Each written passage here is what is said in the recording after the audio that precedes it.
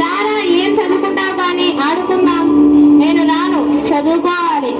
మీరు వెళ్ళండి. పర్వాలేదు, రారా. కుదరదు, నేను చదువుకోవాలి. ఏంట్రా వీడు.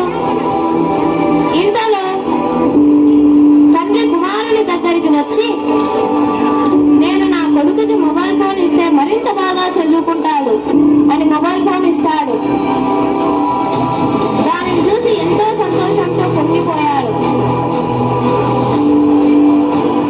ఆ విద్యార్థి దొంగ చూపులు చూస్తూ, అర్రే మా నాన్న వస్తున్నాడు.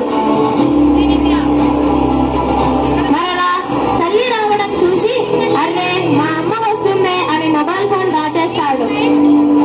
తరువాత అతని చెల్లి పలక తీసుకొని వచ్చింది. అన్నయ్యను ఏదో నేర్పించమని, అన్నయ్య నాకు ఇది నేర్పించు. తోసేశాడు. మరలా అడిగింది. స్లేట్ లాగి పడేశాడు. ఇంతలో మరలా అతని స్నేహితులు మొబైల్ ఫోన్తో వచ్చారు. ఆడుకుందాం రారా మొబైల్ ఫోన్తో. ఓకే పదండి. వాళ్ళ మొబైల్ ఫోన్లో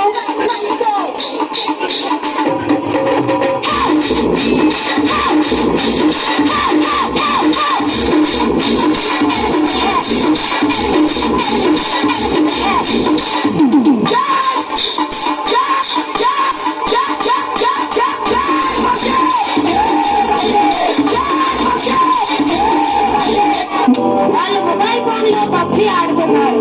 పబ్జీ ఆటలు ఆడి ఆడి మైండ్ బ్లాక్ అయిపోయింది. ఇంతలో పబ్జీ ఆడుతూనే ఉన్నారు. ఇంతలో అమ్మ స్నాక్స్ తో వచ్చి ఇవ్వబోతే తల్లిని కింద పడేలా తోస్తాడు. స్నేహితులు భయంతో పారిపోయారు. ఇదంతా చూస్తున్న తండ్రి అక్కడకు వచ్చి ఆమెను లేపి కూర్చోబెట్టాడు. తర్వాత కుమారుని వద్దకు వెళ్ళి మొబైల్ లాక్కున్నాడు.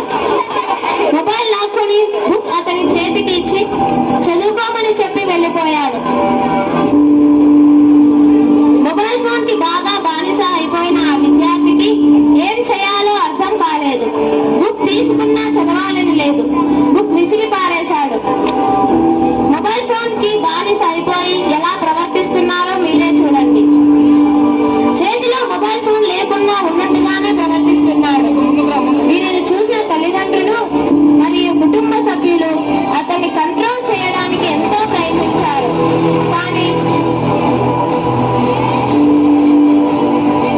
కానీ కుదరలేదు. ఇలా జరిగింది మా వల్లే అని బాధపడుతూ కన్నీరు మున్నీరయ్యారు. చూశారుగా, మొబైల్ ఫోన్ అనేది ఒక మాధ్యమం లాగే చూడాలి, దానికి బానిస అయిపోకూడదు.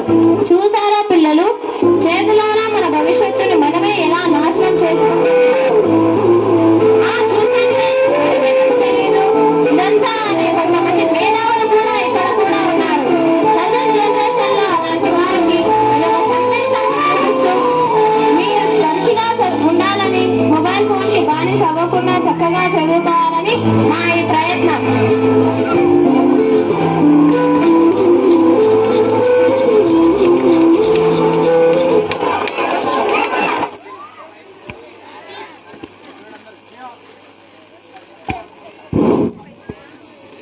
నిజంగా ఈ సెల్ ఫోన్ అయితే మన ఇళ్లలో రోజుకొక గొడవైనా జరుగుతుంది ఈ సెల్ ఫోన్ సంబంధించి. ఇక్కడ పిల్లలు పర్ఫామ్ చేసి చూపించారు, కానీ పెద్దలు కూడా ఈ ఫోన్ గొడవలో పడి